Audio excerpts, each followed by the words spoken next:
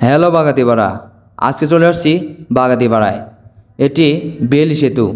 নাটোরের বাগাতিপাড়ার গালিমপুর এলাকার বড় নদীর উপর নির্মিত এই বেইলি সেতু 1995 সালে 12 ফেব্রুয়ারি জনসাধারণের জন্য উন্মুক্ত করে দেওয়া হয় বেইলি সেতুটি।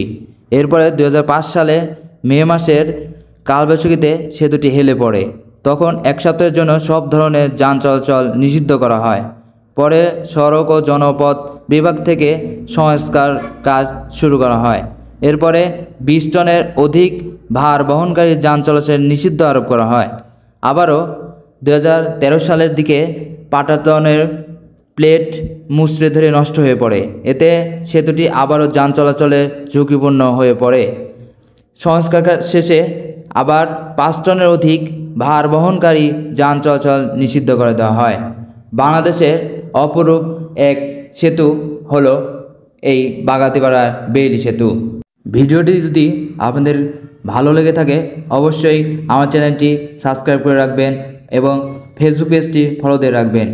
অবশ্যই ইনশাল্লাহ আপনাদেরকে ভালো ভালো ভিডিও দেওয়ার জন্য চেষ্টা করব।